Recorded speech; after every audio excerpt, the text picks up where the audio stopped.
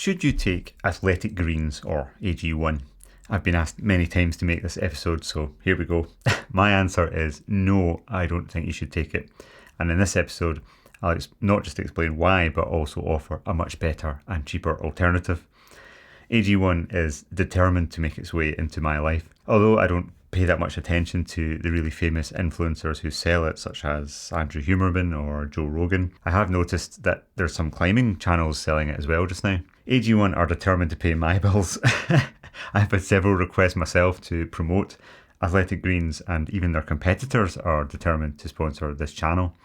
But this episode is not sponsored by any of them for reasons that will become clear as we go on. I'll get into the nitty gritty of the product and why I don't recommend it in just a second, but first I'd like to try and say something positive about it, and I would say this is the most positive thing that I can think of about AG1. I suspect that taking it is unlikely to do you any direct harm. I'll come to indirect harm a bit later on, but looking at their website, they do employ some third-party testing to screen for harmful metals, and they certify the product as clean for sport. But with that said, this is still kind of an unknown. I mean, one issue that I have with really any processed foods with large numbers of individually manufactured or extracted ingredients is that by default, it increases the probability of contamination of some sort or inclusion of chemicals of any kind which later turn out to be harmful but are not actually on the testing roster.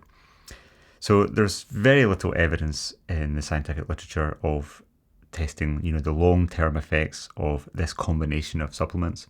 I don't foresee any problem, but I would just note that we don't have a long track record of safety as we do with actual food.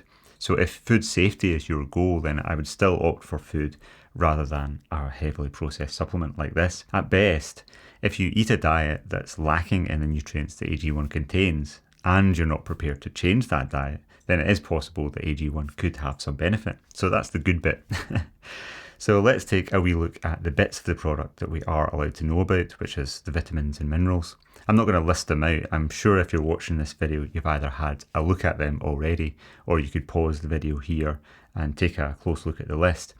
Or you can basically see that it's a big old multivitamin and mineral complex. A good place to get into assessing this micronutrient blend would be to look at the most common deficiencies that we see in the Western world and then see what kind of dose AG1 has of these nutrients.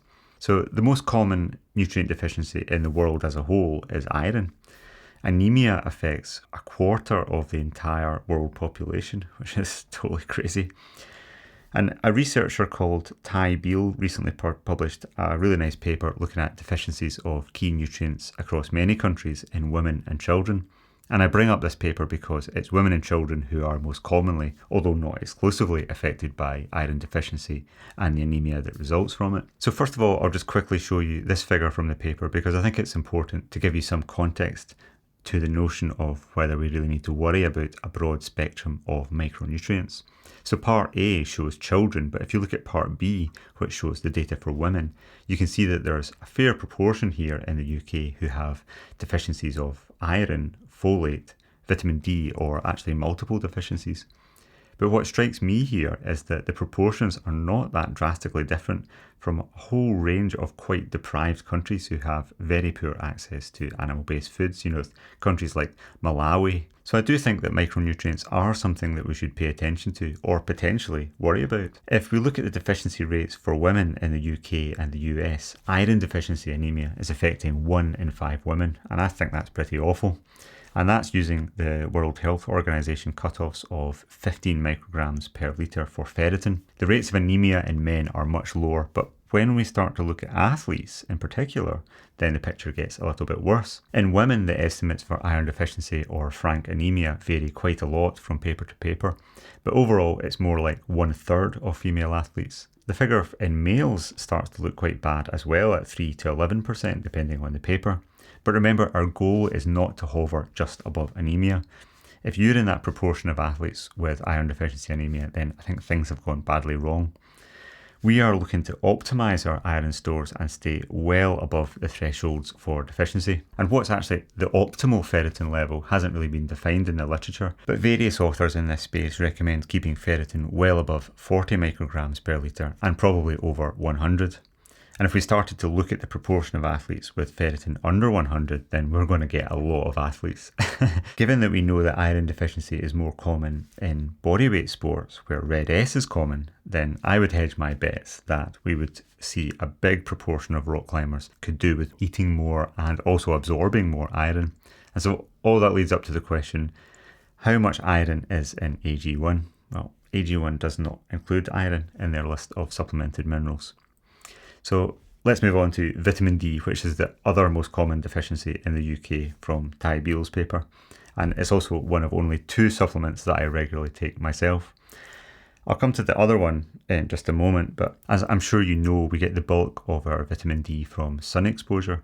So how many hours between about May and September in this country you expose some of your skin to the sun is really important. And for that reason, almost the whole population in Scotland is borderline vitamin D deficient. We've got just rain for months on end. Vitamin D acts as a steroid hormone in the body, and it has a massive range of effects on your health. Basically, you name it and vitamin D will affect it. And because there's such dire figures for vitamin D levels in many countries, then getting some vitamin D from food, like in eggs or red meat or liver or oily fish, can be actually quite important. But a supplement is probably going to be needed as well. Vitamin D supplements are recommended for all adults in this country in winter, and personally I take a much larger dose than the recommendation of, I think it's 400 IUs. I take 4,000 IUs, and usually in a complex with vitamin K. And I'll go into more detail on that in a future episode, but the basic reason for that is that I've found that lower doses are not sufficient to bring my blood levels up to a range that I'm happy with. So even at 3,000 IUs, I found that my blood levels tended to fall towards the lower end of the range. So how much vitamin D is in AG1? Well, AG1 doesn't contain vitamin D either. Interestingly though, when you see people selling it on YouTube, they say that if you buy it through their link to the AG1 website, then they throw in a free year supply of a separate vitamin D supplement. I can't actually see a way to look at how much vitamin D is in that supplement, and it's a bit unclear to me if you can continue to add that to the product beyond the free trial that they offer. But the absence of those 2 nutrients, iron and vitamin D, that are really at the top of the list of those taken in inadequate amounts for optimal health, those are notable gaps in AG1. I'm going to mention 2 more, but I'm not going to go into any detail on them because I'd like to move on. The only other supplement that I regularly take is a combination of 2 of the long-chain omega-3 fats, DHA and EPA. The omega-3s, like all nutrients really, they do a massive range of important jobs in the body, and I could spend hours talking about them. But they do things like they allow inflammatory processes, including from training, to move through their normal stages and then actually resolve. And they also play an important role in the regulation of mental health and brain performance. And that's where some of the most striking research findings are on omega-3 fats. The best source of omega-3s are, of course, salmon and oily fish in general. And if I wasn't allergic to seafood myself, then I would eat salmon or sardines a couple of times a week, and I wouldn't take the supplement. There are issues with supplementation of omega-3 fats, which again I'll explore in more detail in a separate episode sometime. But there's issues with the stability and the quality of supplements, given that these are highly unsaturated fats and they tend to degrade over time, especially if they're exposed to heat or light. And there's also a question mark over whether the supplement is really needed in someone who eats a diet which is actually low in processed food in the first place. Processed food is characterized by lots of seed oils, and the omega-6 fats in the oils used in processed foods compete with omega-3 fats on various enzyme pathways in the liver. So the argument goes that we may be able to elongate other omega-3 fats to make DHA as long as we don't flood the system with omega-6 fats. But that's a big complex subject, and I'm going to park that for this episode. The point is that long-chain omega-3s are very important as nutrients, and they are lacking in the Western diet. So how much DHA or EPA is in AG1? None. There's also iodine, which is another nutrient that's commonly lacking in folks either who eat a Western diet or who don't eat animal foods. And there's none of that in AG1. and there's no choline either. So I'm going through the gaps in the list of nutrients here rather than talking much about the decent sized list of what is actually in AG1. So is that being unfair? Well, I don't think it is, for the following reason. On the AG1 website, they're obviously very careful with their words, and in their small print they'll tell you that it isn't a substitute for a nutrient dense diet, which is true, but the rest of their marketing does present that impression. For example, when you scroll on the website, it says more in one rather than all in one, but then right afterwards it says it's a comprehensive blend, when it isn't. The bigger problem that I have with their marketing is that they get the people who sell it to say the things that they want to say, but they can't because it's not correct. I've seen YouTubers say that it's a complete nutrition supplement, but it's not. So the other part of the product is a long list of plant compounds which are intended to have antioxidant or probiotic or prebiotic effects. Antioxidant just means that the compound can help to neutralize reactive oxygen species that are produced in the body as a normal part of metabolism. And probiotics are the actual strains of bacteria which are included in the product, and you ingest those with the intention that they will take up residence in your gut and perhaps compete with other strains of bacteria that are already resident in your gut. And the prebiotics are nutrients, usually fiber, that actually feed those bacteria in the gut.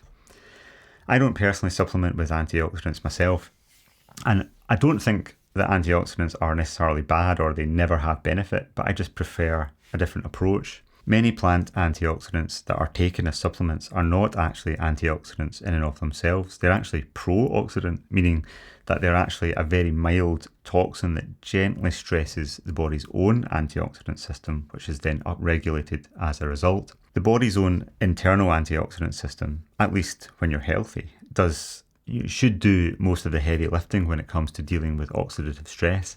And that system consists of lots of different molecules and proteins that the body actually makes, things like glutathione or superoxide dismutase or bilirubin or ferritin that we mentioned earlier, or coenzyme Q or uric acid, and lots of others. So my primary strategy to support the endogenous antioxidant system is just to eat a nutrient-dense diet in general, and also to have a lifestyle that doesn't cause excessive oxidative stress in the first place. I'm not convinced that taking exogenous antioxidants in the diet will really translate to long-term benefit. For one thing, the production of reactive oxygen species in the body is not just a bad thing that always needs to be dampened or eliminated in all cases. Production of reactive oxygen species is a key part of normal cell signaling in physiology, including how muscles actually signal to adapt to training stress. Possibly the most important antioxidant that we get in the diet is vitamin C, and we actually know that excessive doses of vitamin C will blunt the response to training. And AG1 has quite a large dose of vitamin C. I'm not saying that it's too high or it's going to kill your gains from training, but my point here is that I'm just not convinced that the list of plant antioxidants that's included in AG1 will provide additional benefit on top of that vitamin C. So instead, my recommendation would be to eat a diet and have a lifestyle that keeps the background chronic levels of inflammation very low, such that your body is then responsive to oxidative stress in a normal way, and it's, your body's own antioxidant system isn't overloaded. So what about the prebiotics and probiotics in AG1? Well, I have no idea if these will provide any benefit, and I think neither does anyone else. There are 2 strains of bacteria included in AG1, and your gut has millions of strains, so it kind of seems like a stretch to me to think that those 2 strains will actually make any meaningful shift in your gut flora profile. Will those strains of bacteria actually survive the long-term storage in the bag, and will they survive digestion and then competition in your gut with other strains? That just seems like a bit of a punt to me, and not one that I'd wager £100 a month on. So what about the prebiotics? Well, we've got 2 grams of fibre per daily serving, and I just don't really see how that's going to be enough to have a significant prebiotic effect, but I don't honestly know. My understanding is that the whole superfood, in inverted commas, part of this product totals 8 grams per day. And if you look at the research on some of the individual ingredients that they've included, some of those require more than that, just for the single ingredient to actually show benefit. So they don't tell us how much of each of the individual ingredients are because it's a proprietary blend and they can't tell us. But I think it's quite likely that the doses involved are far too little to have any meaningful effect. So that's a wade through what's in AG1. Even if I was looking for a broad spectrum of supplements like this wouldn't be the one that I would choose. I'm not saying that supplements can't improve your nutrient status. They most definitely can, but there's absolutely no need to pay a massive amount of money for that. If you'd get any benefit from AG1, I would speculate that it's most likely from the vitamins and minerals rather than the superfood part. And you can buy a supplement like that for a fraction of that price. Or you could opt for a still better alternative, which is just to eat a nutrient-dense diet. As AG1 says on its own website, it's not a substitute for a nutrient-dense diet. And if you eat that, then AG1 becomes redundant anyway. The modern processed food industry is kind of fueled on the idea that food is too difficult, it's too time consuming to cook, and you need to eat 30 different types of vegetables a day to feed your microbiome, and you need to keep track of it all. And so they talk up that problem and then sell you a simple solution, which is to take all of it in one scoop in return for a big scoop of your income. But it's a false promise in my view. I do think that eating a Western diet and then adding supplements on top is probably better than just eating a Western diet alone. But my solution is just not to eat the Western diet. The best multivitamin and mineral supplements you can buy are eggs and liver. Eggs will give you a good list of bioavailable micronutrients, including some of the ones that are missing from AG1. And at the same time, you also get the rest of the food. You get very high quality protein and you get some fat for energy. So I boil some eggs in the morning and it takes a few minutes while I make some tea. And then I eat some of those eggs. And then I take the rest with me to the crag or to the mountain. So I don't find that very difficult. Liver is the most nutrient-dense food that you can actually buy. And it's so nutrient-dense that it's actually possible to eat too much and cause harm. But most folk will be unlikely to do that because of the downside of liver, which is that it doesn't really taste very nice. It tastes very iodine because it's the single best way to reverse iron deficiency. It's got a lot of iron in heme form, which is much more readily digested. And if you want to eat it, but you don't like the taste of it, then you can just chop it up into small blocks, stick them in the freezer, and then just pop one of the blocks and swallow it just the same way as you would some other supplement. A kilo of liver will cost you about £1, not £100. I don't like the taste of it myself, but I certainly wouldn't substitute it with a grassy drink instead. So what I do instead is I eat a diet that's based on eggs and red meat and some dairy and some vegetables for my habitual diet. If your habitual diet is good, then it's quite likely to outperform a supplement in my view. I'm not a fancy cook and my meals are extremely simple to prepare. Yeah, I've heard people say that they invest in AG1 in the same way they would invest in getting a coach or a gym membership or something like that. And that's a good mindset, and I agree with this way of thinking of health as an investment. But investing in good food is both cheaper and superior to supplementation. So to my mind, if you're the type of person who's bothered about optimizing training for your sport and you spend such a huge amount of money on a supplement, then it would be kind of incongruous not to spend a couple of pounds on an egg and a few minutes to let it sit in boiling water.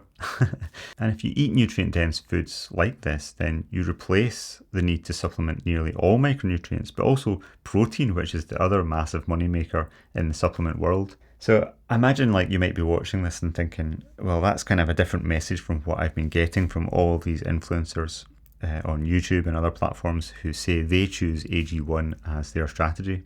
But I think that is just money doing the talking, really. The whole business model of AG1 is to charge £80, £100 every month for the supplement.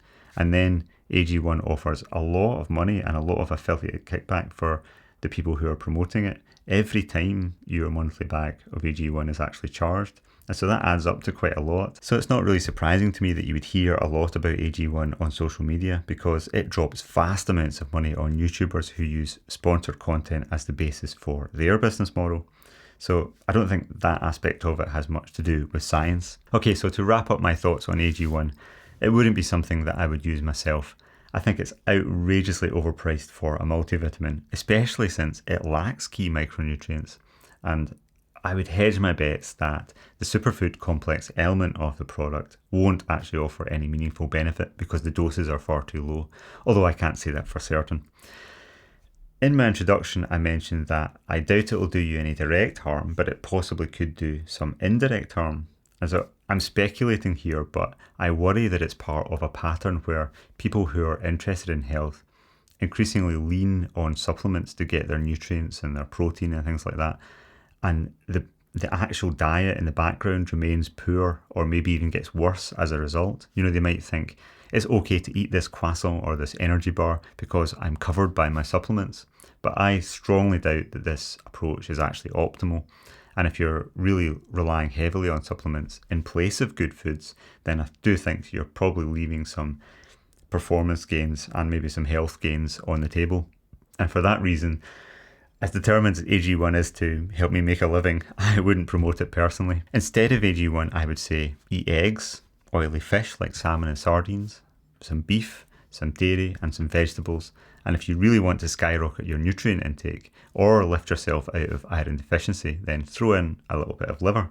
And that is the cheapest and best multivitamin that you can buy. See you in the next episode.